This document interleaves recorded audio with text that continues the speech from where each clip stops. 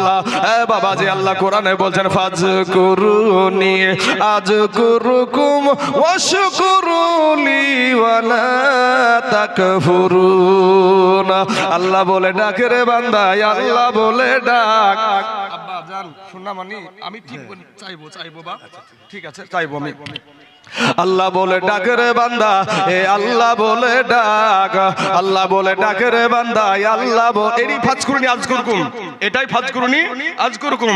আল্লাহ বলে ডাকে রে বান্দা, আল্লাহ বলে ডাক। ও আল্লাহ বলে ডাকে রে বান্দা, আল্লাহ বলে ডাক। ও তারে ডাকতে পারলে তোর জীবনের গুনাহ হবে মাফ। ও তোরে ডাকতে পারলে তোর জীবনের গুনাহ হবে মাফ। আল্লাহ বলে ডাকে রে বান্দা, আল্লাহ বলে ডাক। যখন তুমি ছোট ছিলা দাঁত ছিল না মুখে, ঠিক না ঠিক ভাই? আমাদের মুখে দাঁত ছিল ছোট অবস্থায়। কবি বলছেন যখন তুমি ছোট ছিলা দাঁত ছিল না মুখে, আর তরল খাবার আল্লাহ তাআলা দিলেন তোমার মা জননীর বুকে। ভাইয়া মা জননীর বুকে। না মমতা ব্যানার্জি মনে হয় খাদ্য সুরক্ষার কার্ড বানিয়ে দিয়েছিল নাকি রে ভাই? যখন তোমার দাঁত ছিল না, যখন তুমি ছোট ছিলা দাঁত ছিল না মুখে, আর তরল খাবার আল্লাহ তাআলা দিলেন তোমার মা জননীর বুকে। ভাইয়া মা জননীর বুকে। ওরে সেই আল্লাহ রে, ওরে সেই আল্লাহ রে ভুইল না রে, সেই আল্লাহ রে ভুইল না রে, জীবন যাকার থাক। আল্লাহ বলে ডাকে রে বান্দা, আল্লাহ বলে ডাক। ও তারে ডাকতে পারলে তোর জীবনের গুনাহ হবে মাফ। ও তারে ডাকতে পারলে তোর জীবনের গুনাহ হবে মাফ। আল্লাহ বলে ডাকে রে বান্দা, আল্লাহ বলে ডাক। যখন তোমার কেউ ছিল না তখন ছিল উনি, এখন তোমার সব হইয়াছে পর হইয়াছে তিনি রে বাবা, পর হইয়াছে তিনি। যখন তোমার কেউ ছিল না তখন ছিলেন উনি। ও মুসলমান ভাইয়েরা, আপনি বলবেন যে কে কখন ছিল না? আপনি যখন আপনার মা জননীর গর্ভের ভিতরে ছিলেন গো বাপ, পৃথিবীর মুখ্যমন্ত্রী ভাবে নাই বাবা আপনি কি খেয়ে মায়ের পেটে বেঁচে থাকবেন। কোন প্রধানমন্ত্রী ভাবে নাই, কোন জজ ব্যারিস্টার এমপি এমএলএ কেউ ভাবে নাই আপনি কি খেয়ে বেঁচে থাকবেন মায়ের পেটে। আমার আল্লাহ বলে বান্দা রে, তোকে বানাতে গিয়ে আমি চারটা কসম কেটেছি। জোরে বলেন না সুবহানাল্লাহ। ওয়াতিন ওয়াযাইতুন ওয়া তুর সিনিন ওয়া হাযাল বালাদিল আমিন। আমার আল্লাহ চারটা জিনিসের কসম খেয়ে বলছে বান্দার তুই আশরাফুল মাখলুকাত। জোরে বলেন না সুবহানাল্লাহ।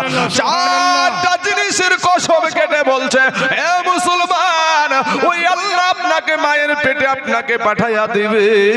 আপনি মায়ের পেটে কিভাবে সুরক্ষিত থাকবেন পৃথিবীর কেউ ভাবে নাই বাবা।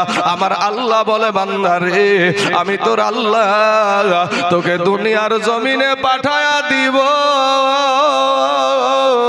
কিন্তু বান্দারে মায়ের পেটে কি খেয়ে বেঁচে থাকবি কেউ না ভাবলে আমি তোর আল্লাহ ভেবে রেখেছি। একবার চিৎকার মেরে বলেন না ভাইয়ের আমার সুবহানাল্লাহ। এ মুসলমান, আমরা যারা বিবাহিত পুরুষ আছি তারা আমরা জানি রে বাবা, আমাদের বিবির প্রত্যেক মাসে মাসে একটা অসুখ হয়, ঠিক না ঠিক ভাই? একটা মাসে মাসে যারা বিবাহিত পুরুষ তারা জানি আমার মা, আমার বিবি, আমার বোন, আমার বিটি মাসে মাসে বাবা অসুস্থ হয়ে যায়, অসুখ হয়। এই অসুখটা যখন সন্তান যখন পেটে আসে ওই সময়তে বাবা রে অটোমেটিক আপনার সন্তান যখন আসে অটোমেটিক অসুখটা ভালো হয়ে যায়, কোনো ডক্টরের প্রয়োজন হয় না। হয় নাকি বাপ? কোনো ডাক্তারের প্রয়োজন হয় না, কোনো এমবিবিএস ডাক্তার লাগে না বাবা, অটোমেটিক অসুখটা ভালো হয়ে যায়। আমার আল্লাহ ফারিস্তাদেরকে হুকুম করে দেয়, ফারিস্তারা রে মায়ের নাড়ির সাথে আর বাচ্চার নাভির সাথে সেট করে দাও। এবার আপনার আমার আল্লাহ পাকের হুকুমে ফারিস্তারা মা জননীর ওই বাবা নাপাক রক্তটা, ওই খুনটা বাবা শরীরের ভিতরে যতক্ষণ থাকে ততক্ষণ পবিত্র থাকে রে বাবা। সোনা মানিক রে, ওই রক্তটা বাচ্চার নাভির দ্বারাই সন্তানের শরীরে আমার আল্লাহ পুশ করে দেয় আর ওই রক্তটা পান করে সন্তান মায়ের গর্ভে জীবিত থাকে। জোরে বলেন সুবহানাল্লাহ। এ বাবা রে, তখন তোমার কেউ ছিল না, তখন ছিলেন উনি। আবার যখন দুনিয়াতে আপনি আসলেন, এমন সময়তে আমার আল্লাহ বলে, বান্দারে তুই তো মোটা খাবার খেতে পারবি না, আমি তোর আল্লাহ, আমি তোর রব, আমি হিন্দুদেরকেও খাবার দিই, খ্রিস্টানদেরকেও খাবার দিই, মুসলমানদেরকেও খাবার দিই, সবার জন্য বাতাস দিই রে, আমি বড় দয়ালু। আমার আল্লাহর নাম হলো রহমান, আমার আল্লাহর নাম রহিম, আমার আল্লাহর নাম গফফার, আমার আল্লাহর নাম সাত্তার। এ মুসলমান, আমার আল্লাহ ডাক দিয়ে বলে, বান্দা রে তুই যখন দুনিয়াতে প্রসব হয়ে গেলি, ভূমিষ্ঠ হয়ে গেলি, মোটা খাবার তো খাবার খেতে পারবি না, আমি আল্লাহ তোর জন্য, আমি তোর মা জননীর বুকের উপরে দুইটা ফ্রিজ বসায়া দিয়েছি। জোরে বলেন সুবহানাল্লাহ। তুই আনন্দ, মহা আনন্দে তুই দুধ পান করে খাবি, তোর শরীরের কোনো অসুবিধা হবে না, তোর নিঃশ্বাসটা আটকিয়ে যাবে না।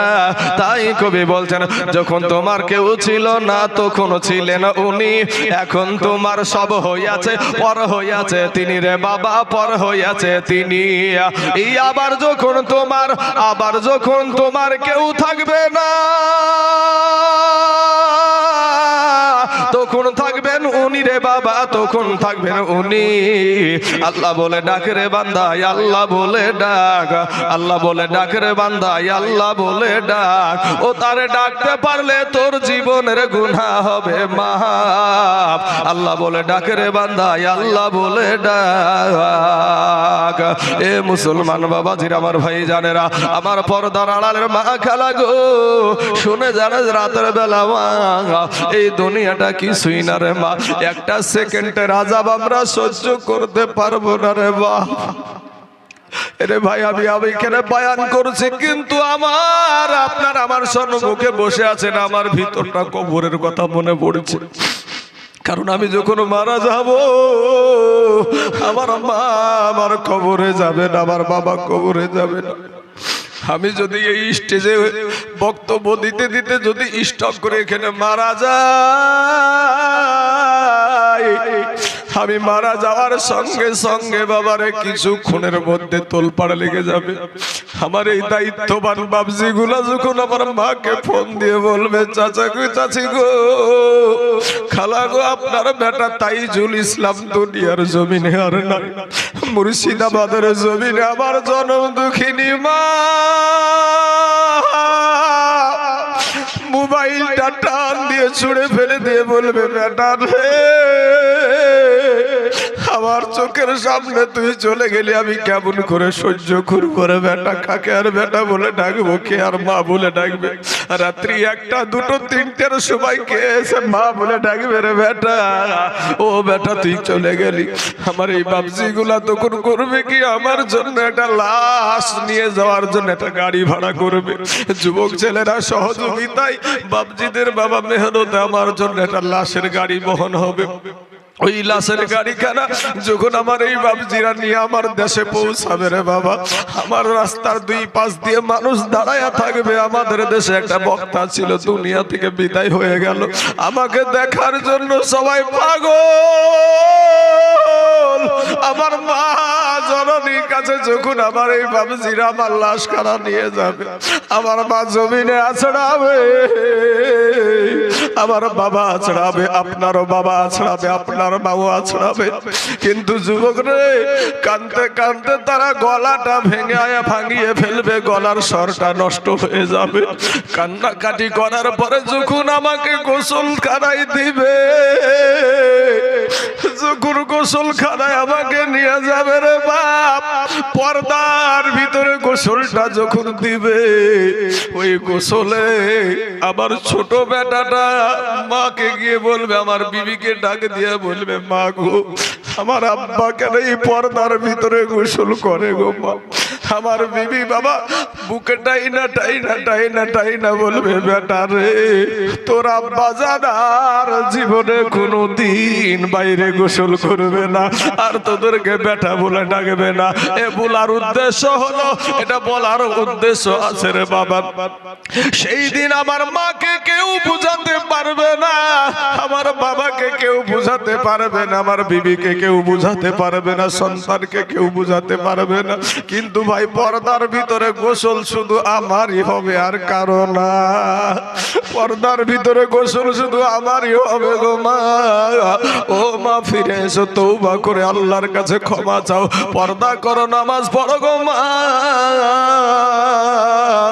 মা জননী বলার উদ্দেশ্য হলো, যখন বাবা মসজিদের কোনায় থাকা খাটলাটাই উঠাবে রে, যখন খাটলায় উঠায়া দিবে, ওই খাটলায় আমার মা উঠবে না, আপনার মা উঠবে না, আপনার সন্তান উঠবে না, আপনার বিবি উঠবে না, আমি তাইজুল ইসলামের বিবিও উঠবে না। ওই খাটলার ভিতরে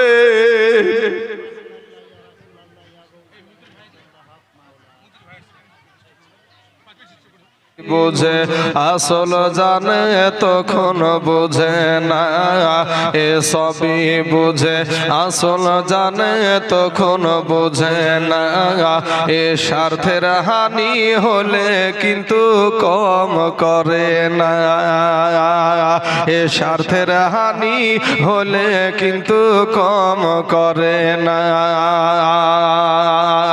এ জন বুঝে ধন বুঝে আর বুঝে পাটি, এ জন বুঝে ধন বুঝে আর বুঝে পাটি, আর স্বার্থের লোভে নিজ শরীকের বুকে দিচ্ছে মাটি। ঠিক না বেঠিক গো? ওরে স্বার্থের লোভে নিজ শরীকের বুকে দিচ্ছে মাটি। এ সবই বুঝে আসল জানে তখন বুঝে না, এ স্বার্থের হানি হলে কিন্তু কম করে না। আজ গোটা লকডাউন হয়ে যাবে ভাই, একটু সবুর করেন, এখনো আমি সেই জায়গাতে পৌঁছাইনি। গোটা লকডাউন করে ফেলবো, জায়গা মানুষকে দিতে পারবে না। আমি কাউকে গালি দিয়ে কথা বলছি ভাই, আমি কাউকে আঘাত দিয়ে কথা বলছি, গালির প্রয়োজন নাই। গালি দেওয়া আমার নাবির আদর্শ না, কথা ঠিক না বেঠিক গো? কাউকে গালি দিয়া, কষ্ট দেয়া, আঘাত দেওয়া আমার নাবির আদর্শ না। আমি এতক্ষণ পর্যন্ত যে কথাগুলো বলেছি, বলেন মানুষের দিল নরম হওয়া কথা না, কথা না রে ভাই? হ্যাঁ, মানুষের দিল নরম হওয়া কথা। বাবাজি আমার, সোনা মানিকের আমার ভাই জানেরা, আমার মা খালারা, আপনারা চলে যাবেন নাকি? সব চালিয়ে যাবেন নাকি? আগে তো দিচ্ছেন, আমি যখন চাহাবো তখন হরমন হরমন করে সবাই দিবেন দিনি, তাইলে আমি দোয়া করবো একসাথে। হ্যাঁ আচ্ছা, দিলেন আলহামদুলিল্লাহ, মাশাআল্লাহ। মেয়েটার নাম কি? আতিয়া ফামিদা, সুবহানাল্লাহ। আতিয়া ফামিদা নামে দেখো এখানে আসিয়া একটা কোরআন দিল, দেখো নাবির ঘর মাদ্রাসার লাগিয়া। এই দানের বদলায় বিটিকে দিও আল্লাহ এ সুন্দর একটা স্বামী, আর লাকে দিও লাখ মাছি, আর কানে দিও দুল, আর হাতে দিও চুরি, আর পরনেতে দিও বিটিকে আমার লাল টুকুটুকে বেনারসির শাড়ি। আল্লাহুম্মা। আচ্ছা, এলে যাবে দিয়েছে 200 টাকা, আল্লাহ তার দানকে তুমি কবুল করে নাও, আল্লাহ হায়াতে দারাজ করে দাও। কমিটির ভাইরা এখানে একটা মানুষ দাঁড়াবেন, যাতে মহিলারা ডাইরেক্ট এখানে না আসে। হ্যাঁ, আপনাদের ওখান থেকে আমাকে বলে দিলেই হবে, যথেষ্ট। ঠিক না বেঠিক? আচ্ছা বলেন, আপনাদের বলিলি। তারপরে মুস্কিপুর ইন্ডিয়ান ব্যাংকের ম্যানেজার 1000 টাকা দিয়েছে। নারায়ে তাকবীর, নারায়ে রিসালাত। মুস্কিয়া ব্যাংকের ম্যানেজার 1000 টাকার দাতা, জোরে বলেন জিন্দাবাদ। দেন আপনারা দেন। আচ্ছা, মন্ত্রী সাহেব দিয়েছেন কত? 20000 টাকা। নারায়ে তাকবীর, নারায়ে রিসালাত। আপনাদের মন্ত্রী সাহেব 20000 টাকার দাতা, জোরে বলেন জিন্দাবাদ। সুবহানাল্লাহ, সুবহানাল্লাহ। আচ্ছা, মঞ্জুর আলম হাতনা ডাঙ্গি থেকে 2050 টাকা, আল্লাহ তার দানকে তুমি কবুল করে নাও। বলেন তারপর ফটাফট বলেন। হ্যাঁ, আর এক মোহরি সাহেব দুল্লুপুরে বাড়ি 2000 টাকা। আর আছে আর একজন দিয়েছে 2000 টাকা। আচ্ছা, দোয়া তো অবশ্যই করবো, না দোয়া করে নাম মনে কি ইনশাআল্লাহ দোয়া তো করবই। হ্যাঁ, তবে আমার মানুষগুলা একটু ওয়াজ শোনার জন্য আকাঙ্ক্ষিত হয়ে আছে, ঠিক না ঠিক? হ্যাঁ, ওয়াজ শোনার জন্য মানুষগুলো আকাঙ্ক্ষিত হয়ে আছে, একটু ওয়াজ করি তারপরে ইনশাআল্লাহ। মাদ্রাসা তো দানের ওপরই চলে, ঠিক না ঠিক? মাদ্রাসায় কোনো প্রধানমন্ত্রী মুখ্যমন্ত্রী বাবাজি সরকারি ফান্ডে থেকে কোনো টাকা পয়সা মাদ্রাসায় দেয় না। এই মাদ্রাসা হাজার হাজার মাদ্রাসা চলছে মুসলমানদের দানের উপরে। এই কোরআনের বিরোধিতা কতজনা করেছিল বাপ, কিন্তু কোরআন বিরোধিতা করে কোরআনকে ব্যান করতে পারে নাই, বরঞ্চ তারাই লাঞ্ছিত বঞ্চিত পদদলিত হয়েছে। 1985 সালে আপনার শীতল সিং নামে কলকাতার হাইকোর্টে আপনার কোরআনের উপরে মামলা করেছিল, কিন্তু বাবা আমার কোরআন এখন পর্যন্ত দিল্লির জামে মসজিদের ইমাম বলেছিল যে এই সারা পৃথিবীর মুসলমানদের মাথার মগজ, সারা পৃথিবীর মুসলমানদের বুকের খনি, এই চোখের মনি, এই কোরআনকে যদি কেউ ব্যান করে রায় দেয়, আমি দিল্লির জামে মসজিদের ইমাম বলছি তার বুকের উপরে পা তুলে দিয়ে বাম হাত দিয়ে তার জিহ্বাটাকে টেনে ছেড়ে ফেলে দেব। জোরে বলে সুবহানাল্লাহ। ভয় লাগছে নাকি বাবা? ওয়াতাওয়াসাউ বিল হক। ব্রাদার ইসলাম, এই কোরআনের উপরে শুধু তাই নাই, 1985 সালে নয়, এই শীতল সিং এর পেট আত্মা এসে ভর করলো 2021 সালে ওয়াসিম রেজভির ঘাড়ে। শুনেননি? 26টা কোরআনের আয়াতের উপরে মামলা করেছিল ভারতের সবচাইতে বড় আদালত সুপ্রিম কোর্ট। এই সুপ্রিম কোর্টে যখন আদালতে বিচারটা হলো, তো বিচার হওয়ার সময় জজ সাহেব বলেছিল এটা মুসলমানদের ধর্মগ্রন্থ, এইটা এই কোরআনকে ব্যান করার আইন ভারতবর্ষের আইনে নাই। জোরে বলেন সুবহানাল্লাহ। বলেছিল এই ওয়াসিম সরকার শোন, একটা জাতির উপরে তুই যখন আঘাত হানিছিস, কারণ কোরআন হচ্ছে আমাদের বুকের খনি, কথা ঠিক না ঠিক? কোরআন হলো আমাদের চোখের মনি, মাথার মগজ। এই কোরআনের বিরুদ্ধে যারা কথা বলবে তাদেরকে ছেড়ে দেবো নাকি? ছেড়ে দেবো? লাড়ু খাওয়াবো, লাড়ু, বুঝেন না বাবাজি আমার শোনা ভাই? আমাদের কোরআনে নাকি বলা আছে এই কিছু বদমাইশ উঠেছে, বুঝতেছেন না? আগাছা আমাদের কোরআনকে বলছে যে যেখানে পাবা সেখানেই কোরআন হত্যা করো। কোরআন হচ্ছে আটলান্টিক মহাসাগর, সেই কোরআনকে আটলান্টিক মহাসাগরের নিচে যেতে ভাই সময় লাগে 10 মিনিট। কথার কথা এটা বোঝার জন্য, জানার জন্য বলছি যে কোরআন আপনার আটলান্টিক মহাসাগরের নিচে যেতে সময় লাগে 10 মিনিট।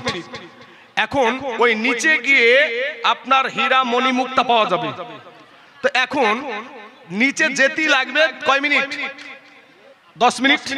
তো এবার এটা বোঝানোর জন্য বলছি আমি। তো এবার আমি যদি তাইজুল ইসলাম গিয়ে ভাই, তাইজুল ইসলাম আমি যদি যাই ওই আটলান্টিক মহাসাগরে লাখটাকে চেপে ধরে তুলে মারলাম ডুব, যেতে সময় লাগবে 10 মিনিট, আসতে সময় লাগবে 10 মিনিট 20 মিনিট, আমি বেঁচে থাকবো না পটল তুলবো গো? পটল তুলবো। কারণ এই আটলান্টিক মহাসাগরের নিচে যেতে হলে ডুবুরি সাজতে হবে, ঠিক না ঠিক? আমার মতন তাইজুল ইসলাম লাখ ধরে যখন ডুব মারবো, ও ডুব মারাই সারা আর জীবিত উঠতে হবে না। তো কোরআন হলো আটলান্টিক মহাসাগরের চাইতে গভীর, সেই কোরআনকে যদি ব্যাখ্যা করতে হয় সেই জ্ঞানের দরকার আছে। কোনো গাইনিয়া এই কাজ করতে পারবে না। কোন গান করা মাল বলছে, দেখছেন না গান করা মাল? হ্যাঁ বাবাজি, কোরআনের বিরুদ্ধে কথা বলবার আমাকে চুপ হয়ে থাকতে হবে। যার নাম হলো ওয়াসিম সরকার, ওর কোনো নাই দরকার আমাদের দেশে বিজেপি নেতা একটা। এদেরই পেতাত্তা বাবাজি, এদেরই পেতাত্তা আরো অনেক রয়েছে। কোরআনকে ব্যান করার চেষ্টা করেছিল, কিন্তু কোরআন হলো আল্লাহর কালাম, কোরআনের হেফাজতকারী হলো আমার আল্লাহ। এই কোরআন আগেও ছিল, আছে, আগামীতেও থাকবে। জোরে বলেন ইনশাআল্লাহ। হাত উঠিয়ে বলেন ইনশাআল্লাহ। আয় সকলে হাত উঠিয়ে বলেন ইনশাআল্লাহ। কোরআনের জন্য আমরা জীবন দিতে রাজি আছি তো ইনশাআল্লাহ? জোরে বলুন। অনেকে হাত উঠালো না, এরা ভাবছে ভাই আমি খুব চালাক। অনেকে হাত তুললেন না, চালাক এক মুড়ল। মুড়ল বুঝেন আপনারা? বিচার টিচার করে। এই মুড়ল গেলছে ভাই পায়খানা ফিরতে।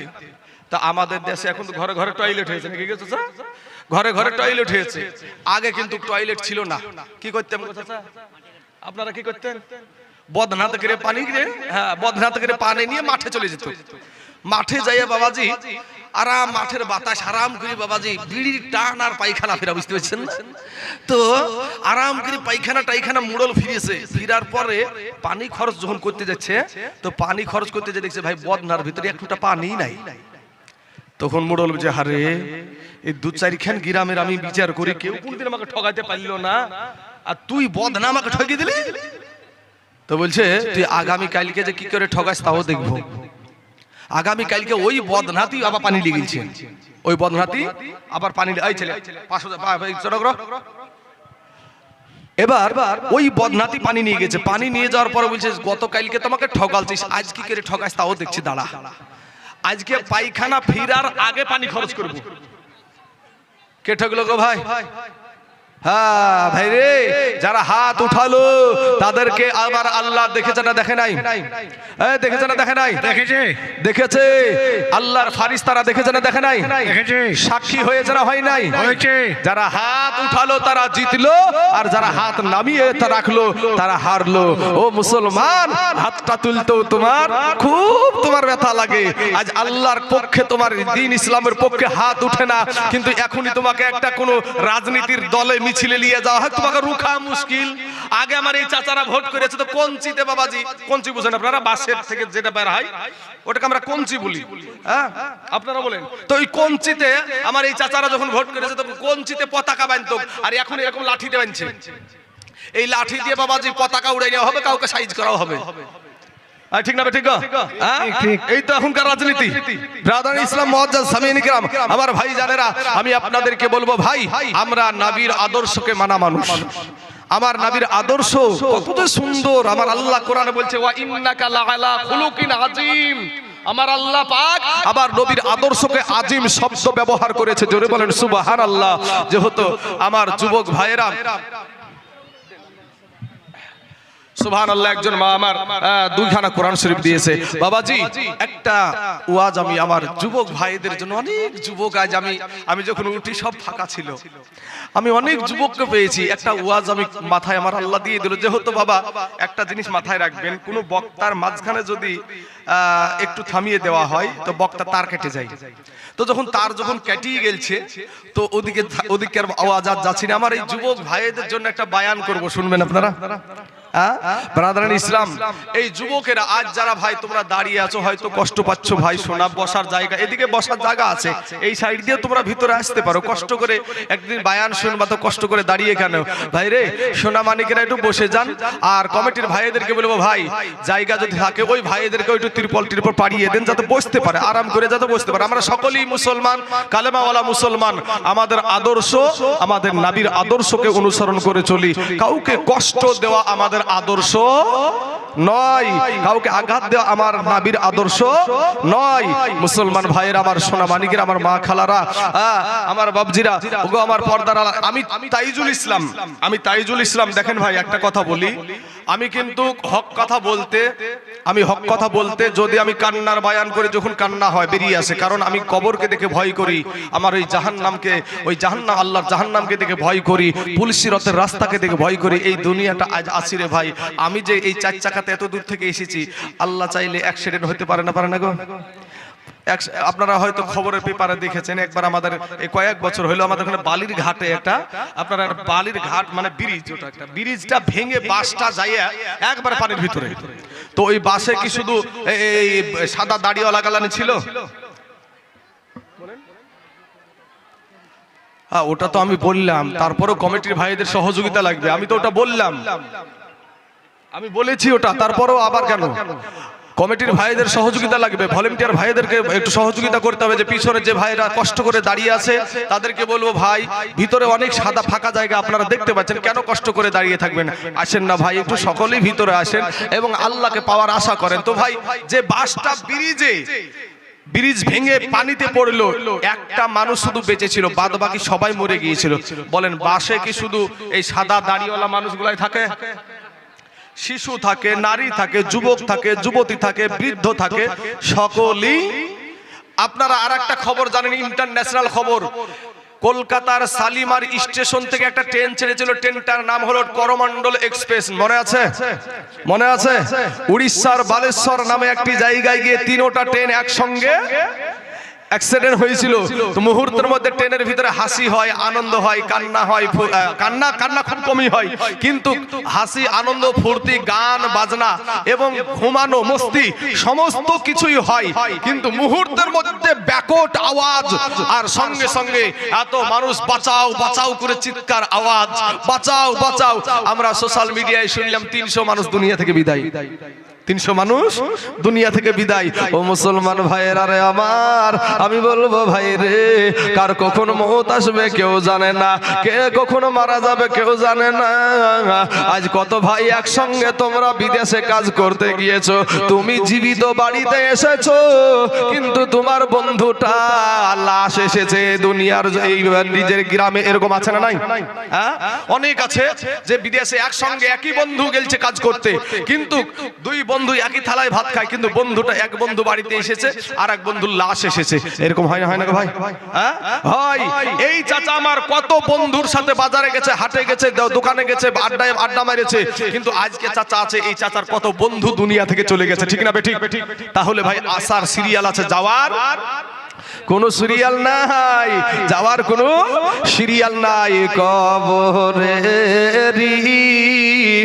কি আযাব গো বন্ধু, ও মা খালারা কি বলিব গো যন্ত্রণা,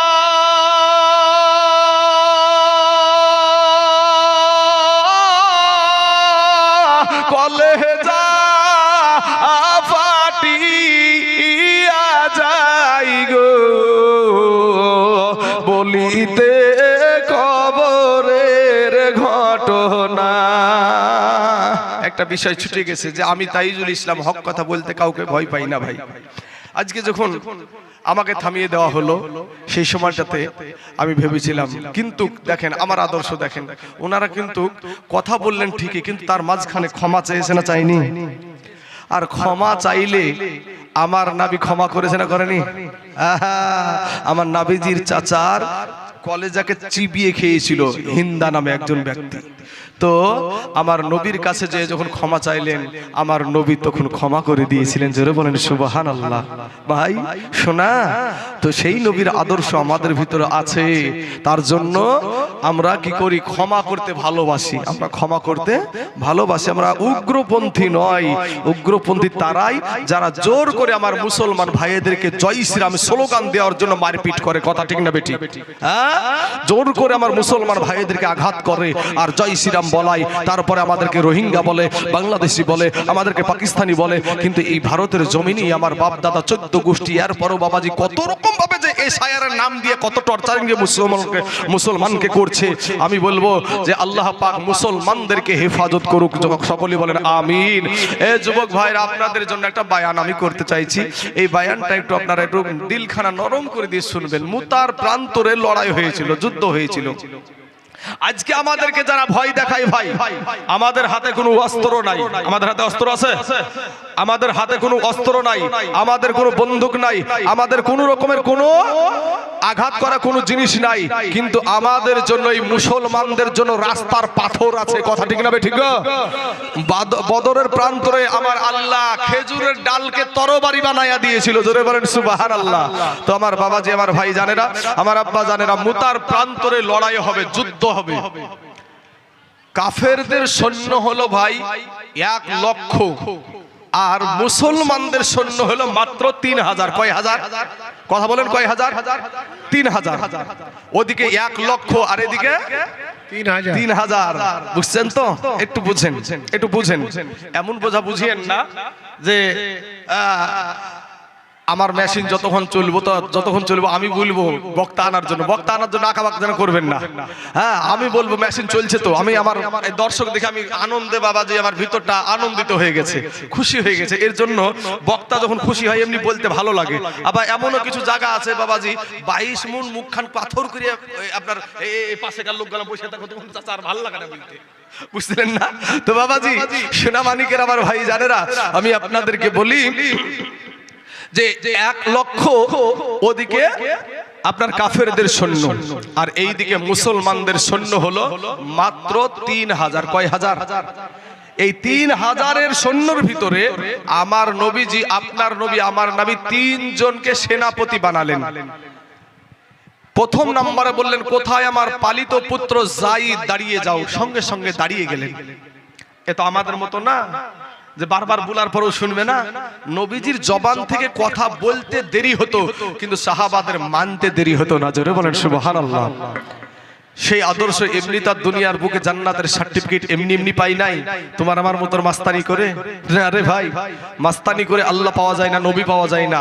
কান্না করে আল্লাহ পাওয়া যায়, নবী পাওয়া যায়, দোয়া পাওয়া যায়। হ্যাঁ, তো 3 জনকে আপনার সেনাপতি বানালেন। প্রথম নাম্বার হলো যে নবীজির পালিত পুত্র যায়েদ সঙ্গে সঙ্গে লব্বাইক ইয়া রাসূলুল্লাহ বলে দাঁড়িয়ে গেলেন।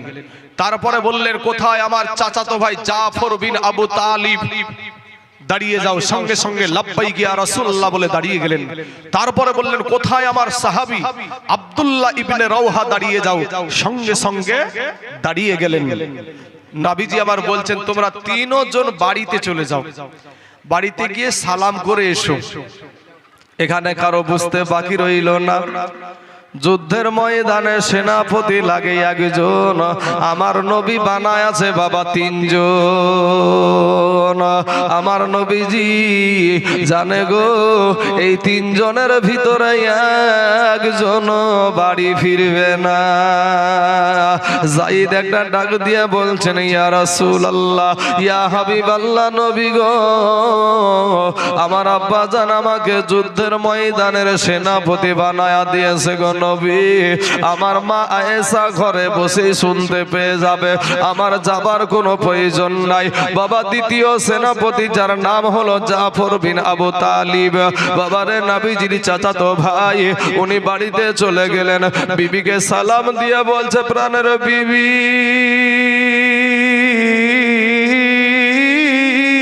বিবি গো, ও গো বিবি, আমাকে তুমি মাফ করে দাও গো বিবি। এতদিন তোমার সঙ্গে আমি ঘর সংসার করছি গো বিবি। বিবি গো, আমাকে আমার দয়ার নবী যুদ্ধের ময়দানের সেনাপতি বানায়া দিয়েছে। বিবি গো, আমি যুদ্ধে চলে যাব। এতদিন তোমার সঙ্গে আমি ঘর সংসার করছি। বিবি গো, আমি হয়তো তোমার কোনো হক আমি আদায় করতে পারি নাই গো বিবি। বিবি গো, তুমি আমাকে মাফ করে দাও। বিবি বাবা সঙ্গে সঙ্গে আল্লাহর দরবারে 2খানা হাত উঠিয়ে বলছে, আল্লাহ রব্বুল আলামিন, মাবুদ গো, আমার দয়ার নবী আমার স্বামীকে যুদ্ধের ময়দানের সেনাপতি বানায়া দিয়েছে, তাতে থেকে আমি বিরত থাকতে বলবো না, আমি বাধাও দিব না। তবে বিবি গো, তবে স্বামী, তবে আল্লাহ গো, আমার স্বামীকে যুদ্ধের ময়দানে জয়ী করে গাজী হিসাবে আমার কাছে পৌঁছায়া দিও। জাফর বিন আবু তালিবের হাতে ছিল একটা তরবারি বাপ, ওই তরবারি, এ যুবকেরা দিলের কানটা লাগাও রে ভাই, সোনা মানিক, তোমাদের মতন যুবকেরা এই ইসলামটাকে প্রতিষ্ঠিত করেছে। ও যুবকেরা, সোনা মানিকেরা, আজকে কমিটিরা জায়গা ভাঙতে ভাঙতে ব্যস্ত রে বাবা। আজকে মানুষের ঢল নেমে গেছে। ও মুসলমান বাবা, ও কালেমাওয়ালারা, এ যুবকেরা, ওয়াজটা শোনা দরকার আছে। মা গো, আমার মা, ও মা, তুমিও একজন মা।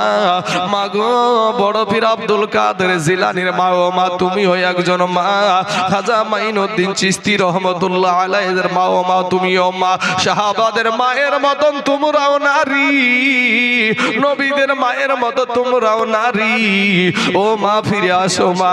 এবার বাবাজি জাফর বিন আবু তালিবের হাতে ছিল একটা তরবারি, ওই তরবারির উল্টা পিঠ দিয়ে বাবা বৃদ্ধ একটা আঘাত করে বলছে, বিবি রে, উল্টা দোয়া করিও না রে বিবি, উল্টা দোয়া করিও না। তোমার উল্টা দোয়া আমার আল্লাহর দরবারে কবুল হবে না, আমার আল্লাহর দরবারে কবুল হবে না রে বিবি। কারণ যুদ্ধের যুদ্ধের ময়দানে সেনাপতি লাগে একজন, আমার নবী বানায় আছে তিনজন। বিবি রে আমার আগেও একজন আছে, পরেও একজন আছে, নির্ঘাত আমি ওই মুতার প্রান্তরে শহীদ হয়ে যাব রে বিবি। বিবি রে উল্টা দোয়া করিও না, তোমার উল্টা দোয়া আমার আল্লাহর দরবারে কবুল হবে না। বিবি রে আমার ছোট ছোট সন্তানগুলা রেখে যাচ্ছি, এই সন্তানগুলাকে আমি যেই রাস্তায় যাচ্ছি জীবন দিতে, আমার সন্তানগুলাকেও তুমি ওই রকম ভাবে মানুষ করিও। জোরে বলেন সুবহানাল্লাহ। এবার স্বামী যখন বাইরে বেরিয়ে চলে যাচ্ছে, বাপ কাটা কবুতরের মতো বিবি উঠানে পড়ে গড়াগড়ি আরম্ভ করে দিয়েছে। ছোট ছোট ছোট ছোট ছোট ছোট বাচ্চাগুলা পিছনে পিছনে আব্বু গো আব্বু গো বলে দৌড়ায়। ওই বাবাজি জাফর বিন আবু তালিব একবারও পিছন ফিরে তাকালেন না। কারা কান্দে? নবীর প্রেমে কতটা মাশগুল, আমার নবীর প্রেমে পাগল হইলে, নবীর প্রেমে পাগল হইলে ভাইরে আল্লাহ তাআলা খুশি। নবীর দারুদ পড় দিবানিসি, আমার নবীর প্রেমে পাগল হইলে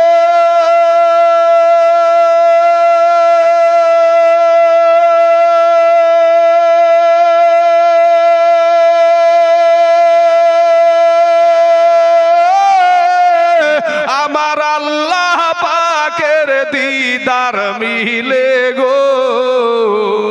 কিরে মাইকম্যান ভাই, একটানি বক্স গেল নাকি? একটানি বোধহয় বক্স চলে গেছে।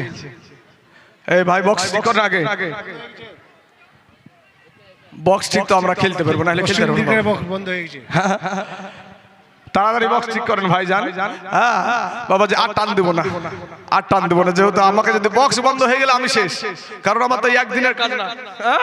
বক্স বন্ধ হয়ে গেলে আমার কোনো কাজ নাই। তো বাবা যে আমার সোনা মানিকেরা, ও বক্স ঠিক হবে না? হবে? বক্স ঠিক হয়ে যাবে ভাই। একটা এইসব জিনিস, একটা জিনিস মেশিনের জিনিস হইতেই পারে এরকম। তো যাই হোক বাবা যে আমার সোনা মানিকের, আমার ভাই জানেরা, আমার নবীর প্রেমে মাশগুল হয়ে গেছে। সন্তানেরা বাবা বাবা বাবা করে ডাকে যে আব্বু গো একবারও তাকাচ্ছেন না। নবীর কথাতে সাড়া দিয়েছে, নবীর জন্য জীবন দিতে যাবে। তারা ছিল যুবক নওজোয়ান। আর একটা সাহাবী যার নাম হলো আব্দুল্লাহ ইবনে রাওহা, 3 নাম্বার সেনাপতি। উনি নতুন বিবাহ করেছে, নতুন ফুলসজ্জার রাত্রি, বাসর সজ্জার রাত্রি নবীজি সেনাপতি বানায়া দিয়েছে। বাড়িতে গিয়ে বাড়ির ভিতরে প্রবেশ করে নাই, বাহির থেকে দেখে বিবি কোরআন তেলাওয়াত করছে। বিবিকে সালাম দিয়ে বলে, বিবি গো কোরআন তেলাওয়াতটা একটু বন্ধ করো, আমি তোমার স্বামী এসেছি। এবার ডাক দিয়ে বলে, বিবি রে ও বিবি, তোমাকে আমি নতুন বিবাহ করেছি। বিবি রে কোনো হক আমি তোমার আদায় করতে পারি নাই গো বিবি। বিবি গো তুমি আমাকে মাফ করে দাও, আমাকে আমার দয়ার নবী যুদ্ধের ময়দানের সেনাপতি বানায়া দিয়েছে। বিবি একটা ডাক দিয়া বলে, স্বামী স্বামী গো আপনাকে দয়ার নবী যুদ্ধের ময়দানের সেনাপতি বানায়া দিয়েছে, তাতে থেকে আমি বিরত থাকতে বলবো না, তাতে থেকে আমি বাধাও দিব না। বিবি রে ওরে স্বামী গো আমি আপনাকে বাধা দেব না, তবে স্বামী গো আপনার সঙ্গে আমি নতুন বিবাহ হয়েছে, আপনি একটা বার আপনি আমার বাড়ির ভিতরে আসেন। স্বামী একটা ডাক দিয়া বলে, বিবি আমি বাড়ির ভিতরে যাব না, আমি বাড়ির ভিতরে গেলে তোমাকে দেখলে আমার মনে প্রেম জাগবে, ভালোবাসা জাগবে, বিবিরে যুদ্ধে যেতে মন চাইবে না। বিবি গো আমি ভিতরে যাব না। বিবি একটা ডাক দিয়া বলে, এ মা খালারা শুনে শুনেন, আপনারাও নারী তারাও নারী। ওই মহিলা বলেছিল, স্বামী গো, খোদার কসম কিরা বলি গো স্বামী, আপনি যদি বাড়ির ভিতরে আসেন, আপনাকে কোনো প্রেম নিবেদন করব না, কোনো ভালোবাসা নিবেদন করব না। স্বামী গো, আপনার সঙ্গে আমার নতুন বিবাহ হয়েছে, ভালো করে এখনো আপনাকে একটু দেখি নাই, কোন রকমের একটু দেখেছি। আমি একটা নজর শুধু আপনাকে দেখে রাখতে চাই, কাল কিয়ামতের মাঠে যেন আপনাকে স্বামী রূপে চিনে নিতে পারি। স্বামী একটা ডাক দিয়ে বলছে, বিবি রে, চিন্তা করো না, চিন্তা করিও না, তুমি যদি ধৈর্য ধারণ করে দুনিয়া করতে পারো, ও বিবি, কাল কিয়ামতের মাঠে না, আমার আল্লাহ পাক তোমাকে আমাকে জান্নাতের ভিতরে স্বামী স্ত্রী হিসাবে পরিচয় করায়া দিবে। জোরে বলেন সুবহানাল্লাহ। বাবা রে, এবার যুদ্ধের ময়দানে চলে গেল। এবার কাফেরেরা গর্জন দেয়, এ বাবারা, কাফেরদের গর্জনে মাথা আপনার জমিন কাঁপতেছে, কিন্তু মুসলমানেরা পালানোর ব্যক্তি না রে বাবা। ওই যুদ্ধেও জয়ী হয়েছিল 1 লক্ষ, কাফেরদের সাথে 3000 মুসলমানের জয়। জোরে বলেন না সুবহানাল্লাহ। এ বাবারা, এ মুসলমান, একেবারে কাল বৈশাখী ঝড়ের মতন গতিতে জাইদ আপনার তরবারি চালাতে আরম্ভ করে দিল। মুসলমান ভাই গো, একটা সময় বাবা কাফেরেরা জাইদকে ঘেরাও করে ফেলেছে। এমন সময়তে জাইদ বাবা শহীদ হয়ে গেল, আমার নবীজির পালিত পুত্র শহীদ হয়ে গেল। এবার জাফর বিন আবু তালিব, আমার নবীজির চাচাতো ভাই জাফর বিন আবু তালিবের হাতে তরবারি, ইসলামের পতাকা বাবা একেবারে কলা গাছ ঝুড়া করে ঝুড়তে ঝুড়তে ঝুড়তে ঝুড়তে ঝুড়তে ঝুড়তে ঝুড়তে রে বাবা, একটা সময় জাফর বিন আবু তালিবকে পিছন থেকে বাবা আঘাত করলো, 1 হাত কেটে জমিনে পড়ে গেল রে বাবা। আবার দ্বিতীয় হাতে যখন আঘাত, দ্বিতীয় হাতখানাও কেটে জমিনে পড়ে গেল। এবার বাবাজি জাফর বিন আবু তালিব চিন্তা করছে, আমি তো এখন শহীদ হয়ে যাব। পাশের একটা সাহাবীকে ডাক দিয়া বলছে, ওগো আল্লাহর নবীর সাহাবী, দয়ার নবীকে বলি, ওগো আমি জাফরের 2 হাত কাটা, 2 পা কাটা, তারপরেও ইসলামের পতাকা মাটিতে পড়তে দিই না। জোরে বলেন না একবার সুবহানাল্লাহ। 2 জন সাহাবী দৌড়ে গিয়ে দেখছে বাবা জাফরের 2 হাত কাটা, 2 পা কাটা, ইসলামের পতাকাটা মুখে কামড় দিয়া ভাই উঁচা করে রেখে দিয়েছে। জোরে বলেন সুবহানাল্লাহ। এ মুসলমান ভাই, এ কালেমাওয়ালারা, নবীওয়ালারা ভাইয়েরা, রে কোরআনওয়ালারা ভাই, আজকে সারা পৃথিবীর জমিনে, আজকে সারা পৃথিবীর কাফেরদের একটাই স্লোগান, মসজিদ ভেঙে দাও, মাদ্রাসা ভেঙে দাও, কোরআনকে পুড়িয়ে দাও, ইসলামকে মিটায়া দাও। ও মুসলমান যুবক, এই ভারতের জমিনে কত মাদ্রাসায়, কত মসজিদে বুলডোজার চালালো যোগী আদিত্যনাথ, এই নরেন্দ্র মোদী বাবাজি। এরপরেও কি মসজিদ শেষ হয়েছে নাকি? এরপরেও কি মাদ্রাসা শেষ হয়েছে নাকি? এরপরেও কি কোরআন শেষ হয়েছে নাকি? যতদিন পর্যন্ত এই আল্লাহর গোলামেরা থাকবে, ভারতের জমিনে মসজিদ ভেঙে শেষ করতে পারবে না, মাদ্রাসা ভেঙে শেষ করতে পারবে না। আমি বলবো বাবা রে, ও সোনা মানিক যুবকের, তারা তো ইসলামকে রক্ষা করতে গিয়ে বিবিকে বিধবা করে দিয়েছে, সন্তানকে এতিম করে দিয়েছে। ও মুসলমান, আপনি কি করছেন? নিজের বিবেকটাকে একটু জিজ্ঞাসা করেন। এ বাবারা, বদরের প্রান্তে যখন আমার নবী যুদ্ধের ডাক দিলেন, দান করতে বললেন, একজন মহিলার বাবা, মহিলারা পর্যন্ত কানের জিনিস, নাকের ফুল, আপনার হাতের বালা নিয়ে এসে দিয়েছিল। একটা মহিলার কাছে কিছুই ছিল না। এবার 2 বছরের একটা সন্তানকে নিয়ে এসে বলছে, ইয়া রাসূলুল্লাহ, ইয়া হাবিবাল্লাহ, নবী গো, আমার এই 2 বছরের সন্তানটাকে আপনি সঙ্গে করে নিয়ে যান গো নবী। নবী বলছেন, মা, এই 2 বছরের সন্তান দিয়ে কি হবে? বলে, নবী গো, কাফেরেরা যখন আপনি নবী, আপনি মা হারা নবী, বাবা হারা নবী, দুনিয়ার জমিনে আপনার মা নাই, আপনার বাবা নাই গো নবী, আপনি মক্কা ছেড়ে মদিনাতে এসেছেন, তারপরেও কাফেরেরা আপনাকে শান্তিতে থাকতে দেয় না গো নবী। নবী গো, ও গো নবীজি, আজকে যুদ্ধের ময়দানে যখন আপনার দিকে তীর মারবে গো নবী, আপনার দিকে যখন তীর ছাড়বে, ও গো নবীজি, আমার সন্তান তরবারি চালাতে পারবে না, আমার সন্তানকে আপনার দিকে যখন কাফেরেরা তীর মারবে, আমার সন্তানটাকে আপনার জন্য ঢাল বানায়া দিয়েন। জোরে বলেন না সুবহানাল্লাহ। আমার কচি সন্তানের বুকে তীর লাগিবে, কিন্তু আমার নবীর শরীর যেন সুরক্ষিত থাকে। কেমন ঈমানওয়ালা ছিল রে বাবা। আমি আপনাদেরকে বলবো বাবরে, আজ কোরআনকে কারা ভালোবাসেন গো, কোরআনকে কারা রাখা, কোরআন